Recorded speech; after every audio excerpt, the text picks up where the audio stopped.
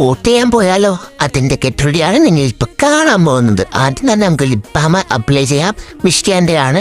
അത് കഴിഞ്ഞ് പോൺസിൻ്റെ മോയ്സ്ചറൈസർ എല്ലാവർക്കും യൂസ് ചെയ്യാം. കോമ്പിനേഷൻ ഓയിലി സ്കിന്നും എല്ലാവർക്കും യൂസ് ചെയ്യാൻ പറ്റുന്ന ഒരു മോയ്സ്ചറൈസറാണ്.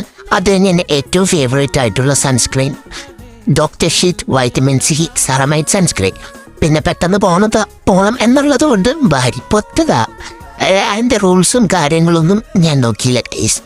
അത് കഴിഞ്ഞിട്ട് ഇപ്പം എൻ്റെ ഏറ്റവും ഫേവറേറ്റ് ആയിട്ടുള്ള കാര്യമാണ് ഐബ്രോ ഫിൽ ചെയ്യണത്. ആദ്യമൊക്കെ എനിക്കറിയില്ലായിരുന്നു. ആദ്യമൊക്കെ ഞാൻ മറ്റേ കളിക്കളത്തിൽ വീണ പൂച്ചയെ പോലെ ആയിരുന്നു. ഇപ്പം പക്ഷേ ഞാൻ പഠിച്ചു.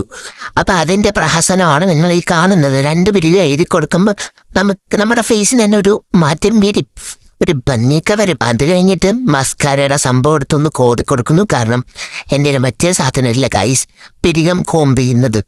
അത് കഴിഞ്ഞിട്ട് ഇതെൻ്റെ പോൺസിൻ്റെ വേറൊരു മോയ്സ്ചറൈസർ. നിങ്ങൾക്ക് ഇതിടുമ്പം നമ്മൾ പൗഡറൊക്കെ ഇട്ട് നമ്മൾ പഴയ ഫെയർ ആൻഡ് ലവ്ലി ഇട്ട് ഒരു ഫീലൊക്കെ വരും. സ്കിന്ന് കുറച്ച് ബ്രൈറ്റ് ആവും, ഓയിലി ആയിട്ട് മഞ്ഞ കളർ ഇരിക്കൂല, മേക്കപ്പ് ഇട്ട പോലത്തെ ഒരു ലുക്ക് കിട്ടും ഗൈസ്. അതുകൊണ്ട് ഞാനത് അപ്ലൈ ചെയ്ത് കൊടുത്തു. നല്ല ഡിഫറൻസ് ഉണ്ടാവും, നല്ല മഞ്ഞയായിരിക്കും. അത് നമ്മുടെ സ്കിന്നിലെ ഓയിലി ആയിരിക്കാനൊന്നും സമ്മതിക്കൂല, നല്ലതാണ്. ഓയിലി സ്കിന്നുള്ളവർക്കും കോമ്പിനേഷൻ സ്കിന്നുള്ളവർക്കും ബെസ്റ്റായിട്ടുള്ളൊരു പ്രോഡക്റ്റാണ് നിയസിനമയുടെ ഒക്കെ ഉണ്ട്.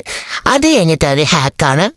നമ്മുടെ ലിപ്സിൽ പെട്ടെന്ന് ലിപ്സ്റ്റിക്ക് പോവാണ്ടിരിക്കാൻ, വാഷ് ഔട്ട് ചെയ്യാതിരിക്കാൻ വേണ്ടി ആദ്യം ലിപ് ലെയർ ഇട്ട് ഫുൾ അങ്ങ് വരയ്ക്കുക.